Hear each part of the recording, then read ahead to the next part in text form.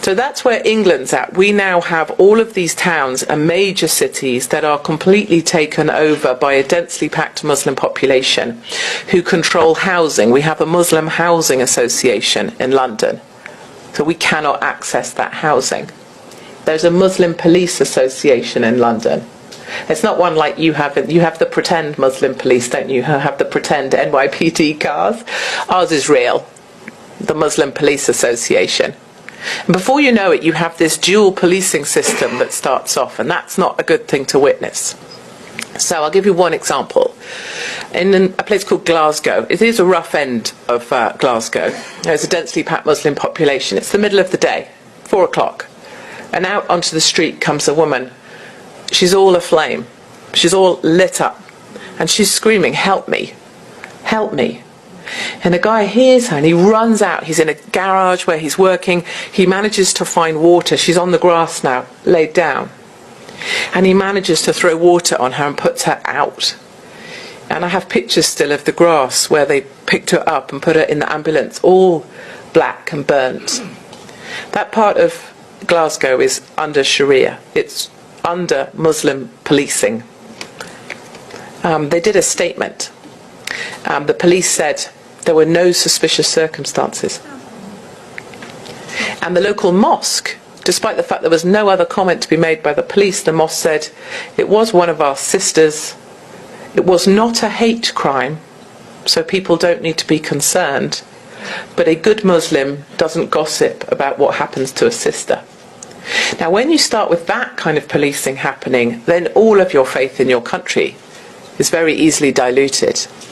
The reason 2,000 of our young white girls were raped in one town alone, Rotherham, was because when the girls went to the police didn't want to be called Islamophobic. When the girls told the social workers, they didn't want to be called racist. The girls were pushed away, turned away. "No, you must be wrong." Some of them were from care homes, so they just weren't believed. And in the end, 2,000 girls were raped by gangs of majority Pakistani Muslim men. I was referred to the police. I was investigated for calling these rape squads majority Pakistani Muslim rape squads, and it wasn't looking too good for me until statistics came out on it, and it was revealed that they were actually majority Pakistani Muslim rape squads. So I'll take that one. But this is where the police come in. The police are now a legitimate arm of the government silencing machine. There is a hate crime unit that Sadiq Khan has set up to police Twitter, specifically my Twitter.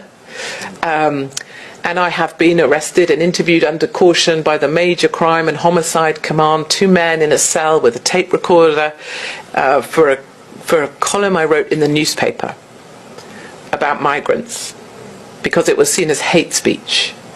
Luckily, that wasn't referred and I got away with that. But they are cracking down fast. My children are referred to social services. So people that are against me or want to shut me up will ring social services about my children. So we've had them to the house 3-4 times. And I respect that. I'm glad. Because if someone's in trouble, I want them to be found out. The only thing I wonder is, where were social services for those 2,000 girls in Rotherham when they needed some help? Why is it that it would be believable if it was something to do with me?